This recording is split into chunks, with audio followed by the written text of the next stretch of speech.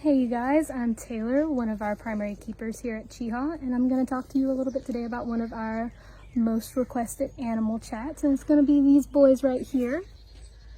This is our mob of meerkats, and if you guys want to take a close look. So typically these guys would not all be on the ground like this. However, they saw me come in with some insects and they all ran over. Usually we'd have a guy on sentry duty, so he'd be right up there at one of these other high points in the exhibit. And that all he does is he kind of stands up there and watches guard. He's gonna let all of the boys know if there's a predator anywhere to be seen.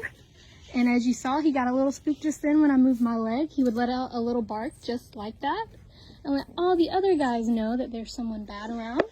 And they would go down into their bolt holes, and I'll show you right now. This is one of their bolt holes. It's just a shorter burrow.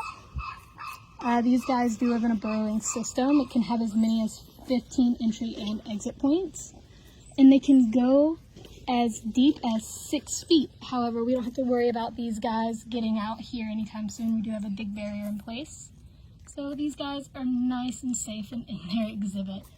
If you look at this guy right here, you'll see that he has those dark patches around his eyes. So when they're on sentry duty, that is going to work kind of like a scope. It's going to block out all the sunlight, and it's going to let them focus. Their pupils are actually horizontal, which is going to help them get a better gaze at the horizon, obviously. So they're going to have a higher chance of seeing all those predators. If you watch him, let's see if he does it. Here you go, buddy. So these guys have really long fingernails. And not only are these nails used for gathering, foraging for insects, but they're also used for digging some super elaborate burrows that I was telling you guys about earlier. So what's really cool about these guys is that in the wild, one of their main prey items is going to be scorpions. And as we all know, scorpions are venomous.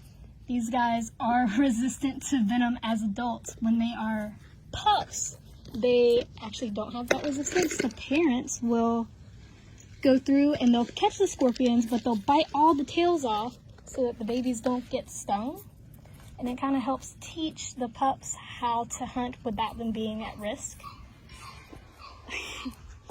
So our little mob here consists of all males. They are, and as you can see, they can be pretty food aggressive. It's one of the reasons why I would not recommend these guys as pets. Although they are super adorable, they can get pretty food aggressive. Alright, so as I was saying, these guys are a part of a matrilineal society, and what that means is they're usually female dominated.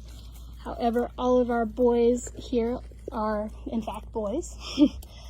They don't have that quite the same hierarchy as they would in the wild because they are all males, but they do pretty well.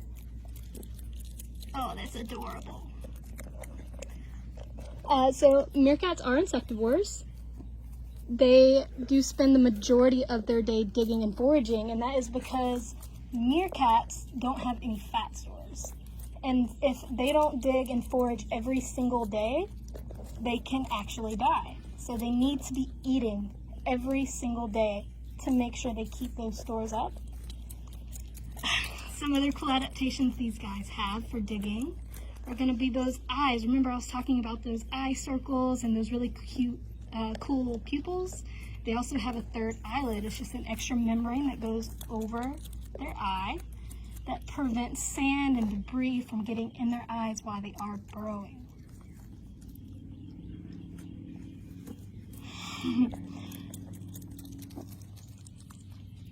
Hi, buddies. Let's just bask in this cuteness for a little bit. Alright, so typically these guys have a lifespan in the wild of about 7 to 8 years. In captivity, they can live to be about 14. Our boys here are getting pretty old. They are going to be 12 this year.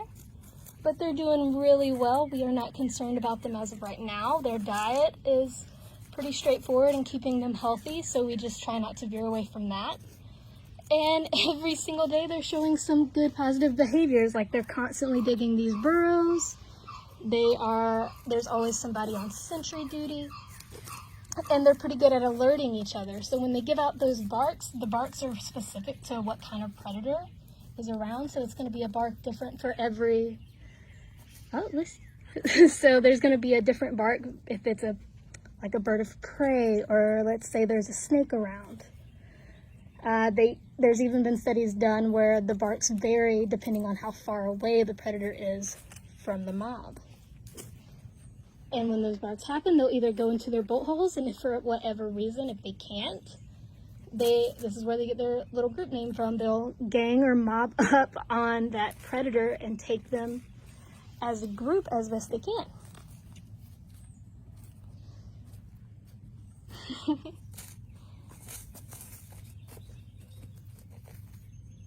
All right, I think that's going to be it for today, guys.